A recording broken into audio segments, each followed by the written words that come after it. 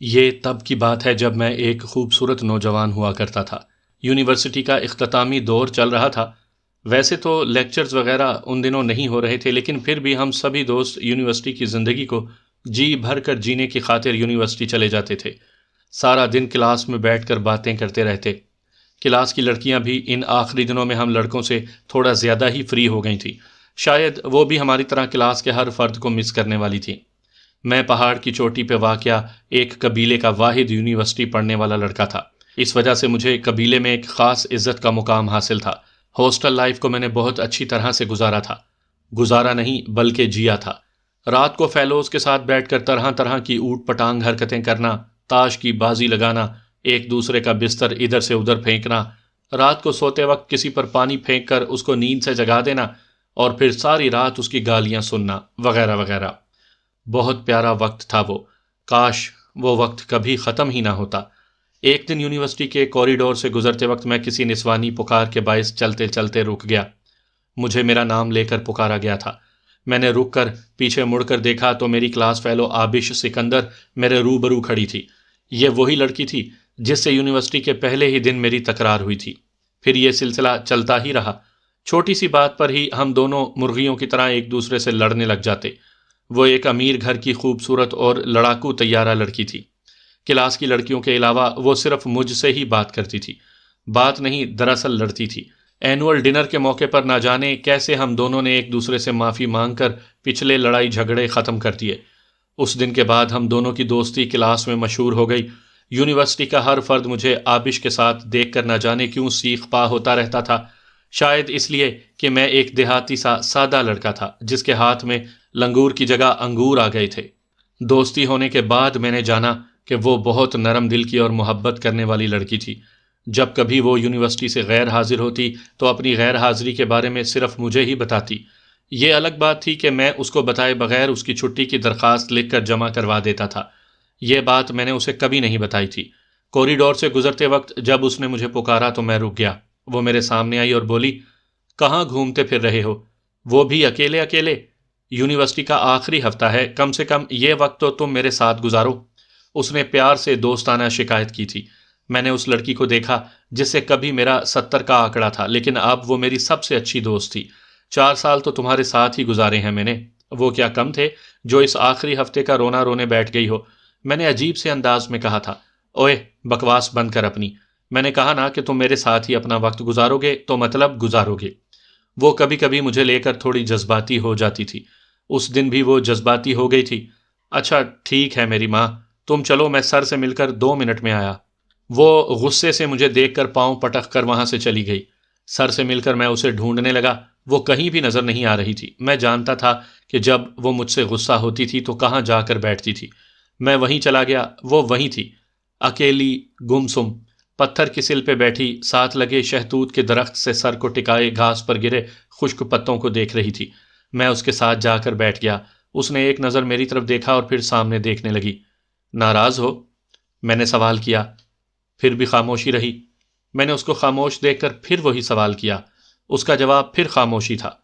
کچھ تو بولو، یوں چپ مت بیٹھو۔ میں نے پیار سے اس کو منانے کی خاطر التجا کی۔ وہ پھر بھی خاموش بیٹھی رہی۔ جانے خشک پتوں میں کیا ڈھونڈ رہی تھی؟ بہت اجڑی اجڑی سی لگ رہی تھی۔ پہلی دفعہ اس کو دیکھ کر میں نے محسوس کیا کہ وہ اندر سے بہت دکھی تھی۔ میں نے وجہ پوچھی مگر اس کا جواب وہی خاموشی ہی ملا۔ میں بیزار ہو کر اٹھ کر جانے لگا تو اچانک اس نے میرا ہاتھ پکڑ لیا۔ میں نے مڑ کر اسے حیرت سے دیکھا۔ 4 سالوں میں پہلی بار اس نے مجھے چھوا تھا۔ پہلی بار اس نے مجھ کو چھوا اور مجھے میری ہی نظروں میں معتبر کر دیا۔ کہاں جا رہے ہو؟ اس نے میری طرف دیکھ کر سوال کیا۔ تمہیں میرا ساتھ پسند نہیں آ رہا تھا، اسی لیے یہاں سے اٹھ کر جا رہا تھا۔ کس نے تمہیں یہاں سے جانے کی اجازت دی؟ وہ سنجیدگی سے مجھ پر اپنا حق جتاتے ہوئے سوال کر رہی تھی۔ وقت نے؟ میں نے بھی سنجیدگی سے جواب دیا۔ وقت کون ہوتا ہے ہم دونوں کا فیصلہ کرنے والا؟ وہ ایک دم سے طیش میں آ گئی۔ میں نے کوئی جواب نہیں دیا، خاموش کھڑا اس کو سنتا رہا۔ پھر اس نے ایک لمبی سی ٹھنڈی سانس چھوڑی اور بولی، چلو آج مجھے کہیں گھمانے لے چلو۔ گھمانے؟ وہ بھی میں؟ میرے پاس تو کوئی سواری بھی نہیں ہے۔ مجھے نہیں پتا، بس مجھے کہیں گھمانے لے چلو۔ یہ وقت شاید پھر کبھی نہ آئے، اسی لیے میں تمہارے ساتھ ایک بار کہیں گھومنے جانا چاہتی ہوں۔ اس نے مجھے دیکھ کر اپنا حتمی فیصلہ سنا دیا تھا۔ اس کو انکار کرنا مطلب اس کی ناراضگی مول لینا تھا۔ وہ ناراض ہو کر بڑی ظالم لڑکی بن جاتی تھی، اور میں ان آخری لمحوں میں اس کو ناراض نہیں کرنا چاہتا تھا۔ چلو اٹھو، گھومنے چلیں، میں نے اس کو دیکھ کر کہا۔ کہاں جائیں گے ہم؟ جہاں بھی رب لے چلے۔ وہ ہلکا سا مسکرائی اور اٹھ کھڑی ہوئی۔ ہم دونوں یونیورسٹی سے نکل کر باہر روڈ پر آ گئے۔ اس دور میں مجھ جیسے غریبوں کے لیے صرف تانگے کی سواری ہوا کرتی تھی۔ یہ الگ بات تھی کہ آبش ایک بڑی سی گاڑی میں اپنے ڈرائیور کے ساتھ یونیورسٹی آتی تھی۔ تانگے کی سواری اس کی شان کے خلاف تھی اور میری اوقات کے مطابق تھی۔ میں نے اسے پہلے ہی کہہ دیا تھا کہ میں تمہیں کار میں بٹھانا افورڈ نہیں کر سکتا، اسی لیے اس تانگے پر ہی تم کو صبر کے ساتھ اور خوشی خوشی بیٹھنا ہوگا۔ وہ مسکرا دی۔ میں جانتا تھا کہ وہ میرے ساتھ پیدل بھی سفر کرنے کے لیے راضی تھی۔ تانگے پر بیٹھ کر ہم جاڑے کے موسم میں ہلکی دھوپ میں شہر کے بازار میں آ گئے۔ میں اسے چاچے گامے کی ٹھیری پر لے گیا۔ چاچا گاما کھوئے والی کلفیاں فروخت کرتا تھا۔ میں نے وہاں سے 2 کھوئے والی کلفیاں خریدیں اور ایک آبش کو دے دی اور ایک خود کھانے لگا۔ 4 آنے سے 2 کلفیاں خریدنا اس وقت بہت عیاشی تصور کیا جاتا تھا۔ اس نے پہلے کبھی ایسی چیز نہیں کھائی تھی۔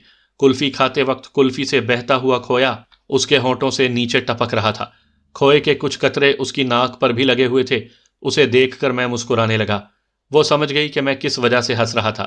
اگلے ہی پل اس نے اپنی کلفی میری ناک اور منہ پر مل دی اور میرے ہاتھوں سے میری کلفی چھین کر کھانے لگی۔ اس کے چہرے پر اس وقت جو مسکان تھی وہ قابل دید تھی۔ اس وقت ایک ہی پل میں وہ مجھے بہت پیاری لگی تھی۔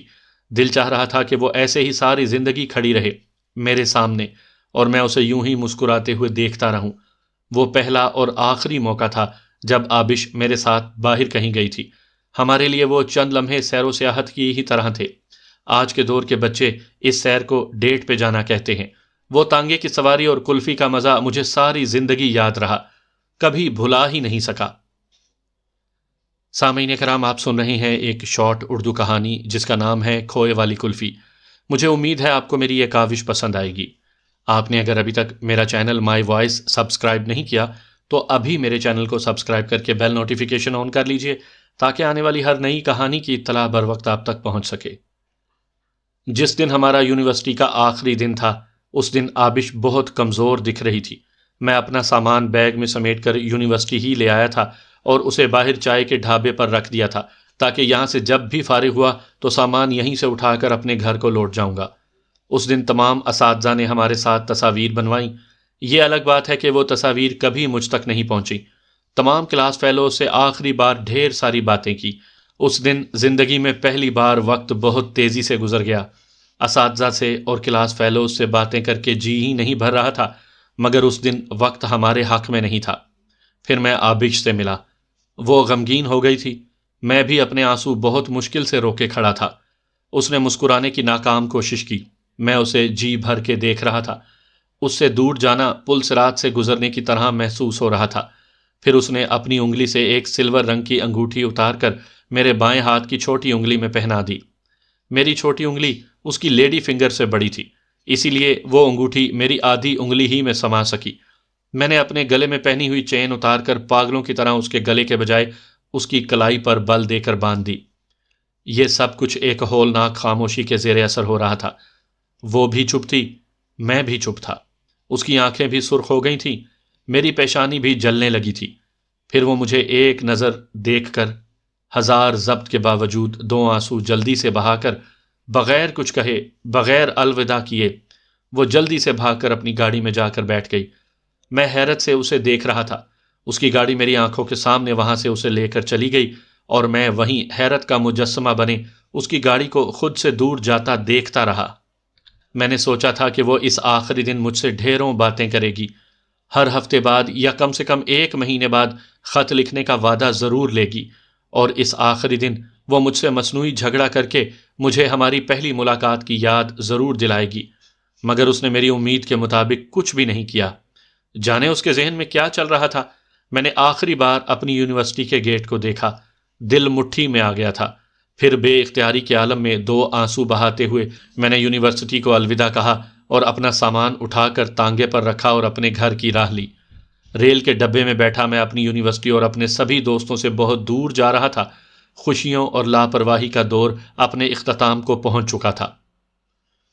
گھر آ کر اپنوں سے اتنے لمبے عرصے بعد مل کر بھی خوشی نہیں ہو رہی تھی، نہ جانے کیوں۔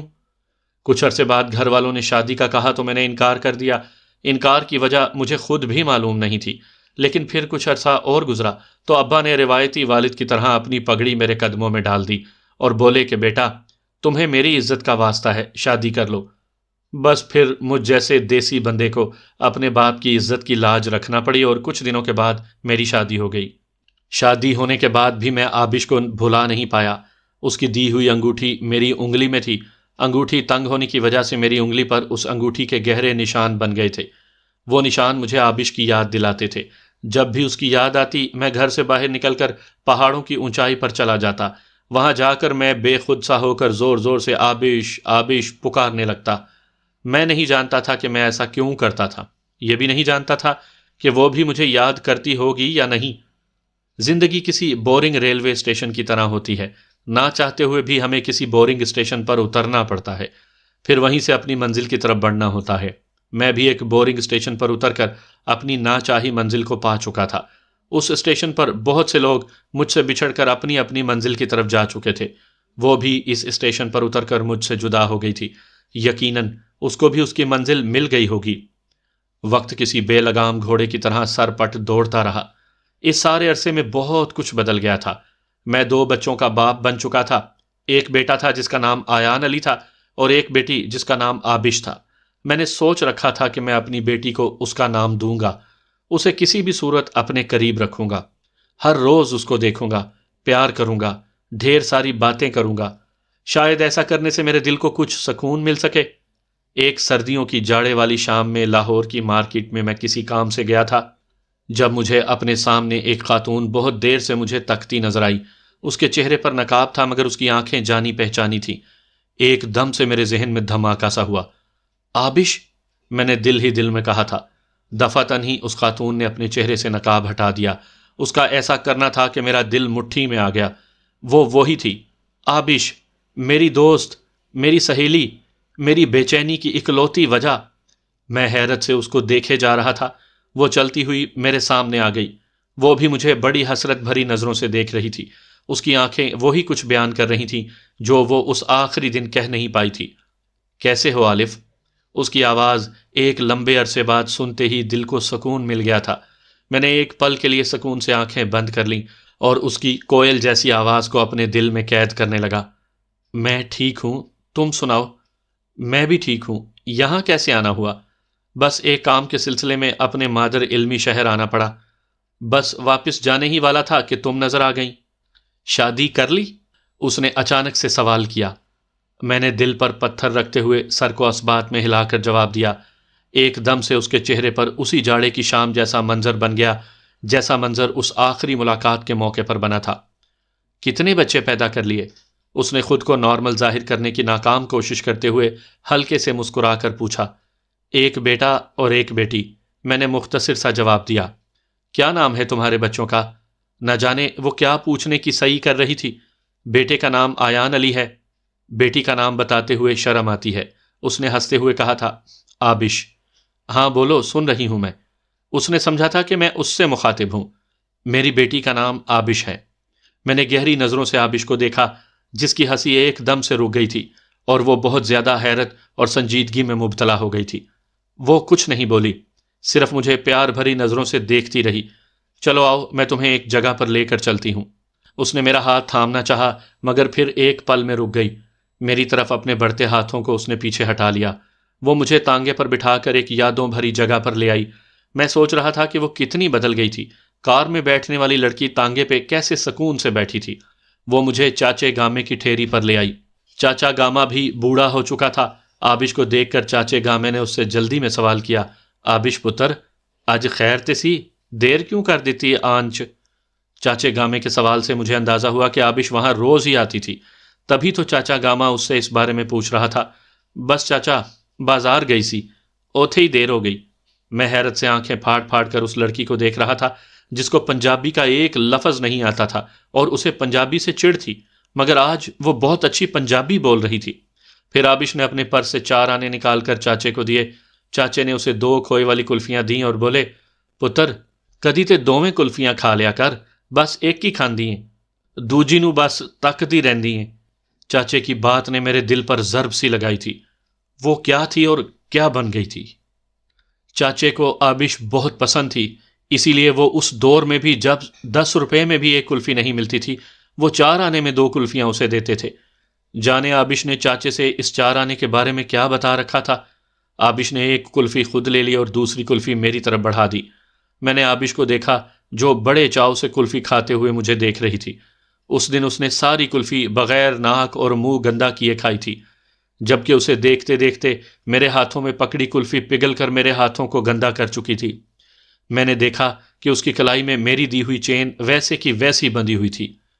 تمہارے بچوں کا کیا نام ہے؟ میں نے یوں ہی پوچھ لیا۔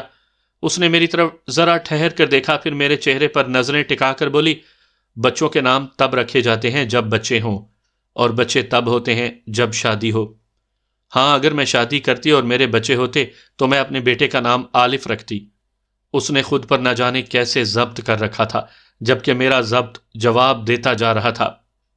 پھر میں اس سے کوئی اور سوال نہ کر سکا، کیونکہ اس کا ہر جواب مجھے زندہ درگور کر دیتا۔ میں نے اپنی انگلی سے اس کی دی ہوئی انگوٹھی اتار کر اس کی انگلی میں پہنا دی اور بغیر کچھ کہے وہاں سے اپنے دیس لوٹ آیا۔ نہ ہی میں نے کچھ کہا تھا اور نہ ہی اس نے مجھے روکا تھا۔ ریل کے ڈبے میں بیٹھے ہوئے سارے راستے میری آنکھوں سے آنسو بہتے رہے۔ سالوں گزر گئے، میری انگلی پہ اس کی انگوٹھی سے بننے والے نشان آج بھی موجود ہیں۔ اس نشان والی جگہ کو دائرے کی شکل میں سوئی سے کھرچتا رہتا ہوں، جس سے وہ زخم بن جاتا ہے اور وہ زخم مجھے آبش کی یاد دلاتا ہے۔ آج اس بات کو آدھی صدی گزر گئی ہے، میری انگلی پر وہ نشان آج بھی باقی ہے۔ اس دن کے بعد میں اس سے کبھی نہیں ملا، نہ ہی اس شہر میں پھر کبھی لوٹ کر گیا، مگر اس کھوئے والی کلفی کا سواد آج بھی میری زبان پہ محسوس ہوتا ہے۔ اس کی ہنسی آج بھی میں اپنے قریب محسوس کرتا ہوں۔ میں رہوں یا نہ رہوں، تم مجھ میں کہیں باقی رہنا۔ مجھے نیند آئے جو آخری، تم خوابوں میں آتے رہنا۔ بس اتنا ہے تم سے کہنا، بس اتنا ہے تم سے کہنا۔